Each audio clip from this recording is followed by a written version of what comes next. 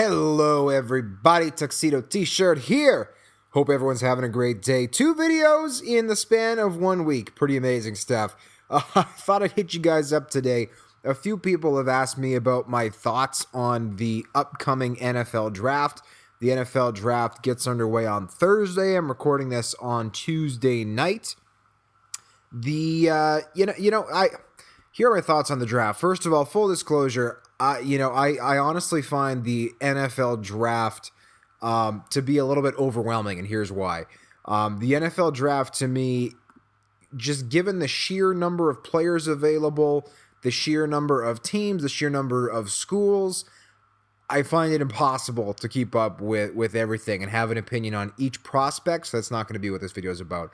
This video is going to be about mostly the Cleveland Browns. The Cleveland Browns had the top pick in the draft, and of course the 12th pick in the draft. They've traded away a lot of assets over the past few years, and one of those extra assets that they got is the 12th pick. I believe that's the Philadelphia Eagles pick from 2016 that they traded to get the second overall pick from the Browns, and which they used to pick Carson Wentz. And that kind of gears into what I'm about to say, because a lot of people have been talking about recently the fact that the Cleveland Browns are inevitably going to either pick Mitch Trubisky out of North Carolina with the first overall pick, or they are going to get him at 12, or they're even going to trade that 12th pick up in order to select him earlier, because they're worried about somebody else sneaking into the draft and doing that. And this is something that really bothers me, not necessarily because I hate Mitch Trubisky or think he's a bad person.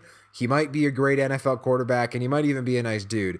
But with that being said, I think that this recent trend that we've seen with teams giving away the sun, the moon, and the stars to get up to that top or that top, maybe the top second pick in the draft to get the best or the second best quarterback, or at least the perceived best or second best quarterback, is a dubious one.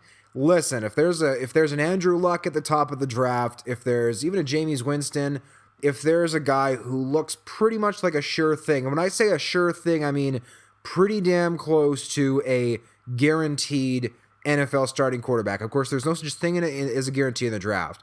But if there's a guy who you really are 90 to 99% sure is going to be the guy, yes, by all means, trade up and get him. However, last year, for instance, there wasn't that surefire pick, and that happens every now and again. In 2014, for instance, there was no surefire guy, and yet the Buffalo Bills, for reasons that are still beyond logic, decided to draft E.J. Manuel. I think it was 16th overall. When he really shouldn't have gone there. Sorry, 2013, I actually think was that year. E.J. Manuel, went on to start a little bit for the team, but, they kind of realized that he couldn't play. And so that was it. That's a perfect example of a team reaching to get a quarterback just because they need one, not necessarily because the guy they're picking is worth that particular pick.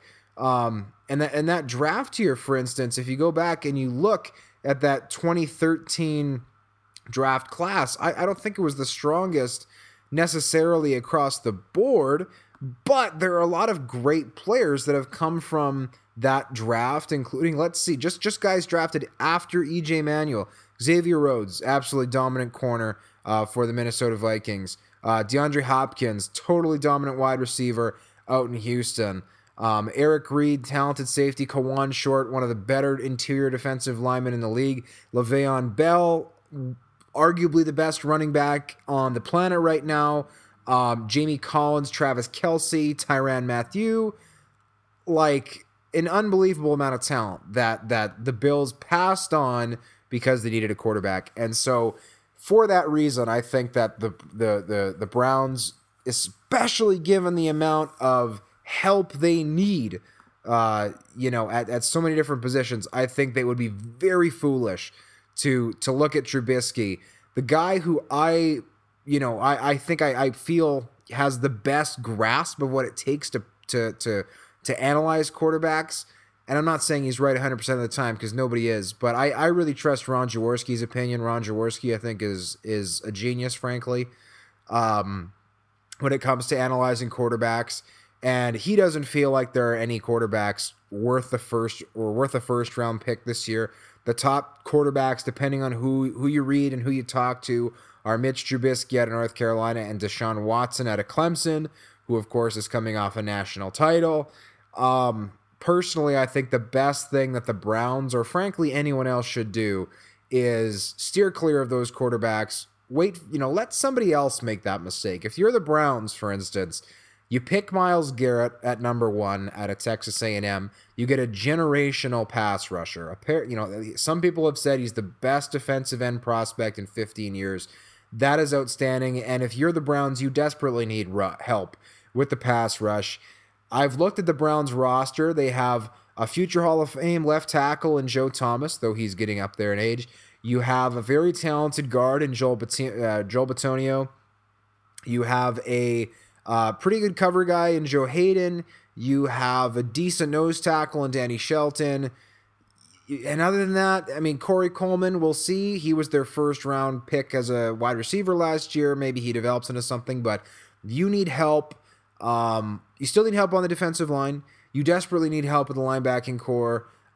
You could probably use help in your secondary, certainly as a second cover guy or at least as a safety. Gary Barnidge is a pretty decent tight end, but you can always use a second solid tight end. Wide receiver, absolutely. Offensive line, again, outside of Bitonio and Thomas, you need help.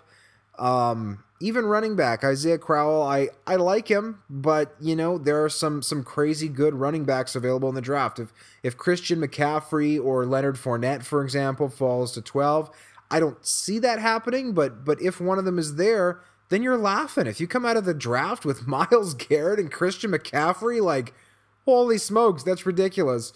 Whereas, if you pick a Mitch Trubisky, I don't want to sink the kid before he even gets a chance to play, but look at last year. The Rams gave away the sun, the moon, and the stars for Jared Goff. He put up 5 touchdowns, 7 interceptions, and barely 1,000 yards. Arguably the worst starting quarterback in the league last year. He started 7 games. He fumbled 5 times. It's almost 1 fumble a game. He was sacked 26 times behind what I think was a pretty decent offensive line. Carson Wentz at 2 was better, wasn't amazing. 16 touchdowns, 14 picks, 3,700 yards. I like the yardage, but here's the other thing. When you pick a guy at 1, and this isn't something that was the case 20 years ago, probably Eli Manning is the best example recently. He was drafted number 1. He wasn't handed the starting role right away. Kurt Warner started for the Giants for, I believe, all of Eli's rookie year. Nowadays, that's not how things are done. If you get picked first overall, you need to start right away. And I'm not saying it should be that way. The Rams did bring Jared Goff along slowly, but I think that had a lot more to do with the fact that he simply couldn't play rather than that he was, they were trying to save him or try to bring him along slowly so that, he'd be ready when the time came.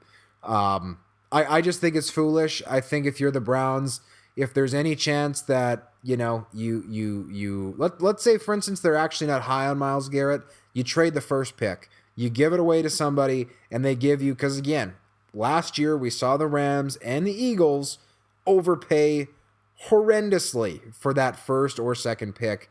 I think that you give it away to somebody who sees Mitch Trubisky as a number 1 quarterback, or of course, if they prefer the kid out of Clemson, if they prefer Deshaun Watson, by all means do that. But I think that if you're the Browns, you don't do anything stupid here.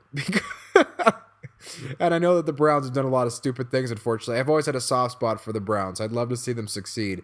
I think you pick Garrett at 1. It's a no-brainer. Don't overthink it. And I think that you avoid a quarterback like the plague. Because here's the deal. As much as the Browns need a quarterback, and a lot of people say, well, the Browns need a quarterback, they need a quarterback. Well, guess what? Right now, they happen to have, let me look here. I've forgotten who they have on their roster.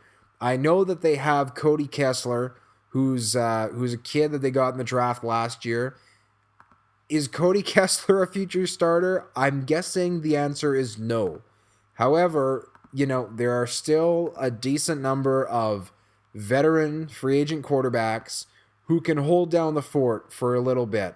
They're not going to get you a Super Bowl, but guess what? The Browns are not in a position to claim a Super Bowl at any point in the near future. Brock Osweiler, of course, is who they brought in. Cody Kessler is a second-year kid. Kevin Hogan, same thing. So if you keep Osweiler and you bring along Kessler, maybe he turns into something. Maybe Hogan turns into something. But just, you're paying him a lot of money anyways with the trade that was made with Houston. I say you just play Osweiler this year, roll with him, and if there's a surefire thing in next year's draft, go with that. But at least when you get that quarterback, you're going to have a decent amount of talent around him. Again, maybe you get a great dynamic ball carrier at 12. Maybe you get defensive help, and so your quarterback of the future, whether you draft him in 2018, 2019, whatever, he has he's actually going to get on the bloody field.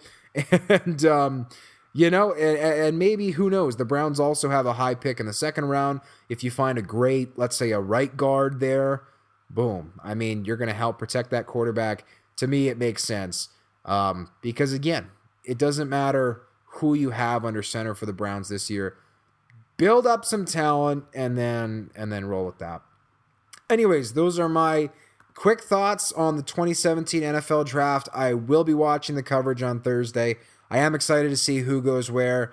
Again, I do find that ahead of the draft, it's almost impossible, just given the sheer number of players available and the sheer number of teams and their different needs.